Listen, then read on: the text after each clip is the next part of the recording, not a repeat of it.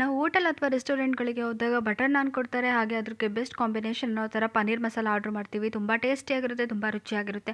ನಾವು ಅಂದ್ಕೊಳ್ತೀವಿ ಮನೇಲಿ ಯಾಕೆ ಮಾಡೋಕ್ಕಾಗಲ್ಲ, ನಾವು ಈ ಥರ ಮಾಡ್ಬೋದಾ, ಮನೇಲಿ ಮಾಡ್ಬೋದಾ ಬಟರ್ ನಾನ್ನ, ಆ ಟೇಸ್ಟ್ ಬರುತ್ತಾ ಅಂದ್ಕೊಳ್ತೀವಿ.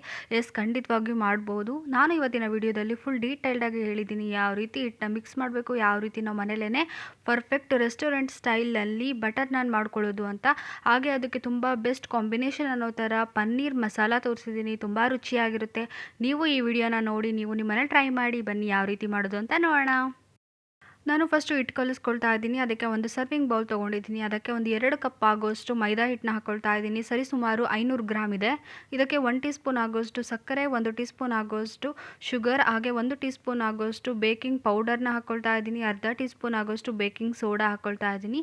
ಇವಾಗ ಎಲ್ಲ ಡ್ರೈ ಇಂಗ್ರೀಡಿಯೆಂಟ್ಸ್ನ ನಾವು ಮಿಕ್ಸ್ ಮಾಡ್ಕೊಳ್ಳೋಣ ಒಂದ್ಸರಿ. ಇದಕ್ಕೆ ನಾನಿವಾಗ 2 ಟೇಬಲ್ ಸ್ಪೂನ್ ಆಗೋಷ್ಟು ಅಡಿಗೆ ಎಣ್ಣೆನ ಯೂಸ್ ಮಾಡ್ತಾ ಇದ್ದೀನಿ. ಹಾಗೆ ಇಲ್ಲಿ ಅರ್ಧ ಕಪ್ ಆಗೋಷ್ಟು ಮೊಸರನ್ನ ಹಾಕ್ಕೊಳ್ತಾ ಇದ್ದೀನಿ. ಮೊಸರನ್ನ ಹಾಕಲೇಬೇಕು.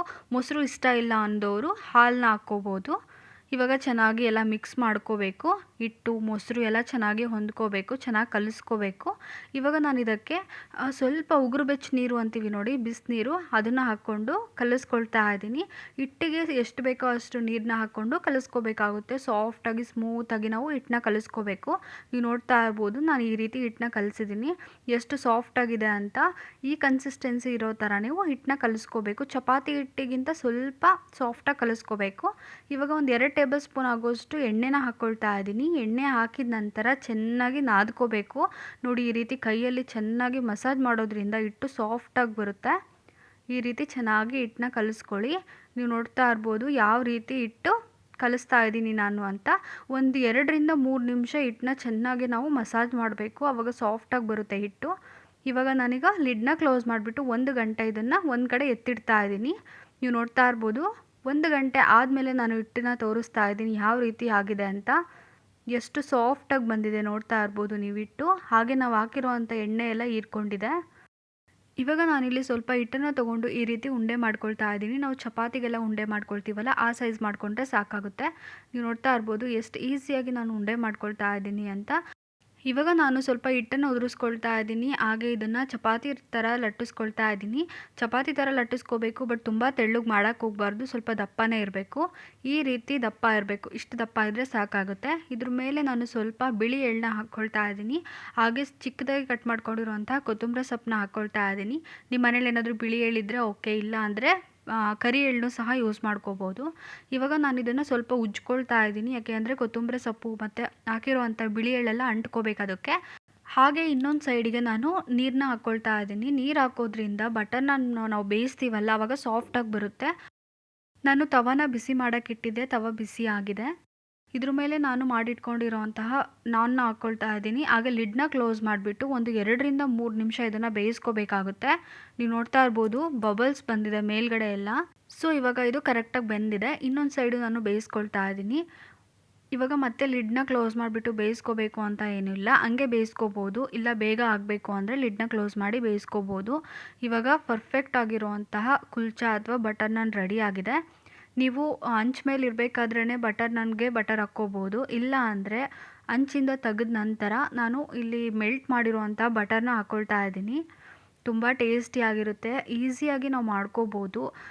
ನಾವು ಡಾಬಾ ಅಥವಾ ಹೋಟೆಲ್ ರೆಸ್ಟೋರೆಂಟ್ಗಳೆಲ್ಲ ನೋಡಿರ್ಬೋದು, ದೊಡ್ಡ ಸೋರೆ ಥರ ಇಟ್ಟಿರ್ತಾರೆ, ಅದರೊಳಗೆ ಬಟರ್ನ ಅಥವಾ ಕುಲ್ಚಾ ಬೇಯಿಸ್ತಾರೆ. ತುಂಬ ಟೇಸ್ಟಿಯಾಗಿರುತ್ತೆ ಮತ್ತು ತಂದೂರಿ ಫೀಲ್ ಕೊಡುತ್ತೆ. ಬಟ್ ಅದೇ ರೀತಿ ನಾವು ದೋಸೆ ಹಂಚಲ್ಲೇ ಬಟರ್ ನಾನ್ ಅಥವಾ ಕುಲ್ಚಾ ಮಾಡ್ಕೋಬೋದು. ಅದೇ ರೀತಿ ಟೇಸ್ಟ್ ಬರುತ್ತೆ, ತುಂಬ ರುಚಿಯಾಗಿರುತ್ತೆ. ನೀವು ಒಮ್ಮೆ ಟ್ರೈ ಮಾಡಿ. ಇವಾಗ ಪನ್ನೀರ್ ಮಸಾಲ ಯಾವ ರೀತಿ ಮಾಡೋದು ಅಂತ ನೋಡೋಣ ಬನ್ನಿ. ಇವೆರಡರ ಕಾಂಬಿನೇಷನ್ ಅಂತೂ ತುಂಬ ರುಚಿಯಾಗಿರುತ್ತೆ. ಇವಾಗ ಪನ್ನೀರ್ ಮಸಾಲ ಯಾವ ರೀತಿ ಮಾಡೋದು ಅಂತ ನೋಡೋದಾದರೆ, ನಾನಿಲ್ಲಿ ಒಂದು ಕುಕ್ಕರ್ ಇಟ್ಕೊಂಡಿದ್ದೀನಿ. ಅದಕ್ಕೆ ಸ್ವಲ್ಪ ಎಣ್ಣೆನ ಹಾಕ್ಕೊಳ್ತಾ ಇದ್ದೀನಿ. ಇವಾಗ ಕಾದಿರೋಂಥ ಎಣ್ಣೆಗೆ 1 ಟೀ ಸ್ಪೂನ್ ಆಗೋಷ್ಟು ಜೀರಿಗೆ ಹಾಕಿದ್ದೀನಿ. ಹಾಗೆ ಒಂದು 2 ಈರುಳ್ಳಿ ಹಚ್ಕೊಂಡಿದ್ದೀನಿ, ಅದನ್ನು ಹಾಕ್ಕೊಳ್ತಾ ಇದ್ದೀನಿ. ಇವಾಗ ಇದನ್ನು 3 ರಿಂದ 4 ನಿಮಿಷ ಚೆನ್ನಾಗಿ ಫ್ರೈ ಮಾಡ್ಕೋಬೇಕು. ಈರುಳ್ಳಿ ಕಲರೆಲ್ಲ ಚೇಂಜ್ ಆಗುತ್ತೆ, ಹಾಗೆ ಸಾಫ್ಟ್ ಆಗುತ್ತೆ, ಅಲ್ಲಿವರೆಗೂ ಫ್ರೈ ಮಾಡ್ಕೊಳ್ಳಿ. ಇವಾಗ ನಾನು ಇದಕ್ಕೆ ಒಂದು 2 ಟೀ ಸ್ಪೂನ್ ಆಗೋಷ್ಟು ಖಾರದ ಪುಡಿ ಹಾಕ್ಕೊಳ್ತಾ ಇದ್ದೀನಿ. ಹಾಗೆ ಇದಕ್ಕೆ 1 ಟೀ ಸ್ಪೂನ್ ಆಗೋಷ್ಟು ಧನಿಯಾ ಪೌಡರ್ನ ಹಾಕ್ಕೊಳ್ತಾ ಇದ್ದೀನಿ. 1 ಟೀ ಸ್ಪೂನ್ ಆಗೋಷ್ಟು ಗರಂ ಮಸಾಲ ಹಾಕ್ಕೊಳ್ತಾ ಇದ್ದೀನಿ. 1 ಟೀ ಸ್ಪೂನ್ ಆಗೋಷ್ಟು ಜೀರಿಗೆ ಪೌಡರ್ ಹಾಕ್ಕೊಳ್ತಾ ಇದ್ದೀನಿ. 1 ಟೀ ಸ್ಪೂನ್ ಆಗೋಷ್ಟು ಉಪ್ಪನ್ನ ಸೇರಿಸ್ಕೊಳ್ತಾ ಇದ್ದೀನಿ. ಹಾಗೆ ಒಂದು 1/4 ಟೀ ಸ್ಪೂನ್ ಆಗೋಷ್ಟು ಅರಿಶಿಣದ ಪುಡಿನ ಹಾಕ್ಕೊಳ್ಳಿ. ಇವಾಗ ಹಾಕಿದ ನಂತರ ಚೆನ್ನಾಗಿ ಮಿಕ್ಸ್ ಮಾಡ್ಕೊಳ್ಳೋಣ. ಹಾಕಿರೋವಂಥ ಮಸಾಲೆ ಎಲ್ಲ ಈರುಳ್ಳಿಗೆಲ್ಲ ಚೆನ್ನಾಗಿ ಫ್ರೈ ಆಗಬೇಕು. ಇವಾಗ 1 ಟೀ ಸ್ಪೂನ್ ಆಗೋಷ್ಟು ಶುಂಠಿ ಮತ್ತು ಬೆಳ್ಳುಳ್ಳಿ ಪೇಸ್ಟ್ನ ಹಾಕ್ಕೊಳ್ತಾ ಇದ್ದೀನಿ. ಇದು ಜಾಸ್ತಿ ಫ್ರೈ ಮಾಡಬೇಕು ಅಂತ ಏನಿಲ್ಲ, ಜಸ್ಟ್ 1 ನಿಮಿಷ ಕೈ ಆಡಿಸಿದ್ರೆ ಸಾಕಾಗುತ್ತೆ. ಇವಾಗ ಚಿಕ್ಕದಾಗಿ ಕಟ್ ಮಾಡ್ಕೊಂಡಿರೋವಂತಹ ಒಂದು 2ರಿಂದ 3 ಟೊಮೊಟೊನ ಸೇರಿಸ್ಕೊಳ್ತಾ ಇದ್ದೀನಿ. ಇವಾಗ ಒಂದು 4ರಿಂದ 5 ನಿಮಿಷ ಇದನ್ನು ಚೆನ್ನಾಗಿ ಫ್ರೈ ಮಾಡ್ಕೋಬೇಕು. ನೀವು ನೋಡ್ತಾ ಇರ್ಬೋದು ಟೊಮೊಟೊ ಎಲ್ಲ ಫ್ರೈ ಆಗಿ ಫುಲ್ ಸಾಫ್ಟಾಗಿ ಬೆಂದಿದೆ. ಇವಾಗ ನಾನು ಇದಕ್ಕೆ 1 ಗ್ಲಾಸ್ ಆಗೋಷ್ಟು ನೀರನ್ನ ಹಾಕ್ಕೊಳ್ತಾ ಇದ್ದೀನಿ.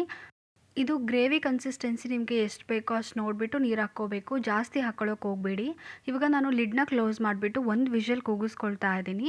ಇವಾಗ ಸ್ವಲ್ಪ ಫ್ರೈ ಮಾಡ್ಕೊಳ್ಳೋಣ ವೆಜಿಟೇಬಲ್ಸ್. ಅದಕ್ಕೋಸ್ಕರ ಒಂದು ಪ್ಯಾನ್ ಇಟ್ಕೊಂಡಿದ್ದೀನಿ, ಒಂದು 2 ಟೇಬಲ್ ಸ್ಪೂನ್ ಆಗೋಷ್ಟು ಬೆಣ್ಣೆ ಹಾಕಿದ್ದೀನಿ. ಇವಾಗ ಚಿಕ್ಕದಾಗಿ ಕಟ್ ಮಾಡ್ಕೊಂಡಿರುವಂತಹ ಕ್ಯಾಪ್ಸಿಕಮ್ನ ಹಾಕ್ಕೊಳ್ತಾ ಇದ್ದೀನಿ. ಇವಾಗ ಇದನ್ನು ಫ್ರೈ ಮಾಡ್ಕೊಳ್ಳೋಣ, ಜಾಸ್ತಿ ಫ್ರೈ ಮಾಡಬೇಡಿ, 1 ನಿಮಿಷ ಫ್ರೈ ಮಾಡ್ಕೊಳ್ಳಿ. ಕ್ಯಾಪ್ಸಿಕಮ್ ಎಲ್ಲ ಸ್ವಲ್ಪ ಬೆಣ್ಣೆಲಿ ಚೆನ್ನಾಗಿ ಫ್ರೈ ಆಗಬೇಕು. ಇವಾಗ ನಾನು ಪನ್ನೀರ್ ಕ್ಯೂಬ್ಸ್ನ ಹಾಕ್ಕೊಳ್ತಾ ಇದ್ದೀನಿ. ಪನ್ನೀರ್ನ ಈ ರೀತಿ ಕ್ಯೂಬ್ ರೀತಿ ಕಟ್ ಮಾಡ್ಕೊಂಡು ಹಾಕ್ಕೊಳ್ತಾ ಇದ್ದೀನಿ. ಇದನ್ನು ಒಂದು 3ರಿಂದ 4 ನಿಮಿಷ ಫ್ರೈ ಮಾಡ್ಕೋಬೇಕು. ನೋಡ್ತಾ ಇರ್ಬೋದು ಪನ್ನೀರ್ ಕಲರ್ ಚೇಂಜ್ ಆಗಿದೆ. ಸ್ವಲ್ಪ ಲೈಟ್ ಗೋಲ್ಡ್ ಕಲರ್ ಬರೋವರೆಗೂ ಫ್ರೈ ಮಾಡ್ಕೋಬೇಕು. ಪನ್ನೀರಿಗೆ ಬಟರ್ ಎಲ್ಲ ತುಂಬ ಚೆನ್ನಾಗಿ ಅಂಟ್ಕೋಬೇಕು, ಫ್ಲೇವರ್ ಇವಾಗ ತುಂಬ ಚೆನ್ನಾಗಿ ಬರುತ್ತೆ. ಇವಾಗ ನಾನು 1 ವಿಷಲ್ ಆಗಿದೆ, ಓಪನ್ ಮಾಡಿ ಇವಾಗ ತೋರಿಸ್ತಾ ಇದ್ದೀನಿ. ಹಾಗೆ ಇದನ್ನು ಚೆನ್ನಾಗಿ ಮ್ಯಾಶ್ ಮಾಡ್ಕೊಳ್ತಾ ಇದ್ದೀನಿ. ಇವಾಗ ನಾನು ಫ್ರೈ ಮಾಡ್ಕೊಂಡಿರುವಂತಹ ಪನ್ನೀರ್ ಮತ್ತು ಕ್ಯಾಪ್ಸಿಕಮ್ನ ಹಾಕ್ಕೊಳ್ತಾ ಇದ್ದೀನಿ. ಇವಾಗ ಚಿಕ್ಕದಾಗಿ ಕಟ್ ಮಾಡ್ಕೊಂಡಿರುವಂತಹ ಕೊತ್ತಂಬರಿ ಸೊಪ್ಪನ್ನ ಹಾಕ್ಕೊಳ್ತಾ ಇದ್ದೀನಿ. ಹಾಗೆ 1 ಟೇಬಲ್ ಸ್ಪೂನ್ ಆಗೋಷ್ಟು ಕಸೂರಿ ಮೇಥಿನ ಸೇರಿಸ್ಕೊಳ್ತಾ ಇದ್ದೀನಿ.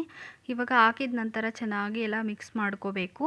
ಇವಾಗ ಇದನ್ನು ಲೋ ಟು ಮೀಡಿಯಮ್ ಫ್ಲೇಮ್ನಲ್ಲಿ ನಾನಿಲ್ಲಿ ಒಂದು 2 ನಿಮಿಷ ಇದನ್ನು ಕುದಿಸ್ಕೊಳ್ತಾ ಇದ್ದೀನಿ. ಇವಾಗ ಇದಾಗಿದೆ, ನಾನು ಸ್ಟವ್ನ ಆಫ್ ಮಾಡ್ಕೊಳ್ತಾ ಇದ್ದೀನಿ. ನೀವು ನೋಡ್ತಾ ಇರ್ಬೋದು ಎಣ್ಣೆ ಯಾವ ರೀತಿ ಬಿಟ್ಟಿದೆ ಅಂತ. ಸೊ ಇದು ಕರೆಕ್ಟಾಗಿ ಆಗಿದೆ. ಪನ್ನೀರ್ ಮಸಾಲ ಇವಾಗ ರೆಡಿ ಆಗಿದೆ. ಅದೇ ಡಾಬಾಗಳಲ್ಲಿ, ರೆಸ್ಟೋರೆಂಟ್ ಅಥವಾ ಹೋಟೆಲ್ಗಳಲ್ಲಿ ಇದೇ ರೀತಿ ಕೊಡ್ತಾರೆ ಅಲ್ವಾ. ಐ ಹೋಪ್ ಈ ವಿಡಿಯೋ ನಿಮಗೆ ಇಷ್ಟ ಆಗಿದೆ ಅಂದ್ಕೊಳ್ತೀನಿ. ಹಾಗೆ ರೆಸಿಪಿ ಕೂಡ ಇಷ್ಟ ಆಗಿದೆ ಅಂದ್ಕೊಳ್ತೀನಿ. ನಾನು ಇವತ್ತಿನ ವಿಡಿಯೋದಲ್ಲಿ ತೋರಿಸಿರುವಂತಹ ಬಟರ್ ನಾನ್ ಹಾಗೆ ಪನ್ನೀರ್ ಮಸಾಲ ಇಷ್ಟ ಆಗಿದ್ದರೆ ಸೊ ವಿಡಿಯೋನ ಲೈಕ್ ಮಾಡಿ, ಶೇರ್ ಮಾಡಿ, ಕಮೆಂಟ್ ಮಾಡಿ, ಹಾಗೆ ನಮ್ಮ ಚಾನಲನ್ನು ಸಬ್ಸ್ಕ್ರೈಬ್ ಮಾಡ್ಕೊಳ್ಳೋದನ್ನ ಮರಿಬೇಡಿ. Thanks for watching.